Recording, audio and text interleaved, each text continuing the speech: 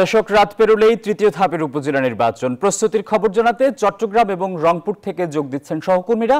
আমরা প্রথমেই যাচ্ছি চট্টগ্রামের পটিয়ায় নয়ন বড়ুয়া জয়ের কাছে।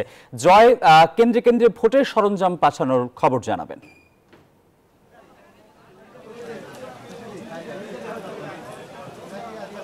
ধন্যবাদ আসিফ টিপু আপনাকে। দেখতে পাচ্ছেন এখানে যারা নির্বাচনী কর্মকর্তারা আছেন তারা অপেক্ষা করছেন, একটু পরে বিতরণ শুরু হবে।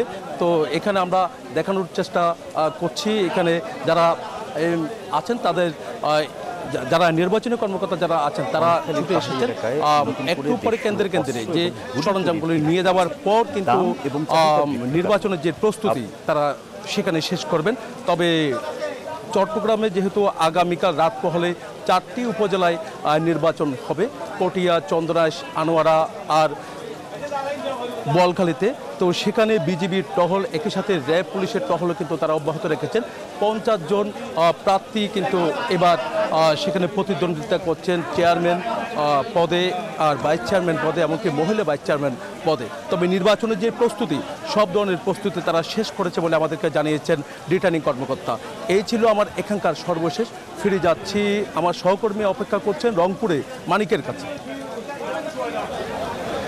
জি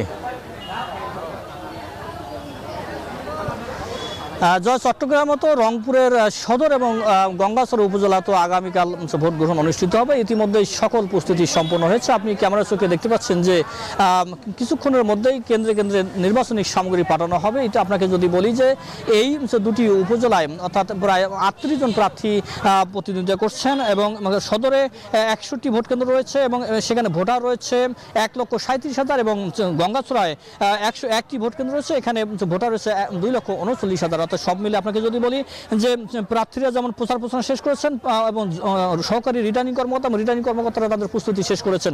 আমি কিছুক্ষণ আগে গঙ্গাচড়ার ইউনো এবং সহকারী রিটার্নিং কর্মকর্তা নাহিদ তামানের সাথে কথা বলেছি। তিনি বলেছেন যে অবাধ এবং নিরপেক্ষ নির্বাচন সুষ্ঠু করতে কোনো প্রকার অর্থাৎ অনিয়ম বরদাস্ত করা হবে না, তিনি আমাদেরকে বলেছেন। একজন গণমাধ্যম কর্মীর সাথে একটু কথা বলতে, আপনার সাথে কথা বলতে চাই যে জানেন যে গঙ্গাচড়া একটা নদী বিদ্যুৎ এলাকা এবং উত্তপ্ত পরিস্থিতি, প্রতি নির্বাচনে এখানে সংসদের ঘটনা ঘটে, এখানে পরিস্থিতি কী হবে একটু জানতে পারবেন? এখন পর্যন্ত কিন্তু এই উপজেলায় কোনো সংঘর্ষের ঘটনা ঘটেনি, কিন্তু প্রার্থী এবং প্রার্থীর সমর্থক যারা আছে তারা যেভাবে আচরণবিধি লঙ্ঘন করেছে সেভাবে কিন্তু প্রশাসন ব্যবস্থা নেয়নি। যদি এরকম হয়ে থাকে, প্রশাসন যদি নীরব ভূমিকা পালন করে, তাহলে কিন্তু সংঘর্ষের আশঙ্কা আছেই। অসংখ্য ধন্যবাদ। আমরা কথা বলছিলাম গণমাধ্যম কর্মীর সাথে, তিনি নির্বাচনের মাঠে ছিলেন বেশ কয়েকদিন। তিনি বলছেন যে এই উপজেলায় প্রতিবারই নির্বাচনের সময় সংঘর্ষের ঘটনাটা এবারও কিন্তু তেমনটি ঘটার সম্ভাবনা রয়েছে। তাহলে এই ছিল আমার কাছে গঙ্গাচড়া থেকে সর্বশেষ আসিফ টিপু। মানিক, আপনাকে ধন্যবাদ।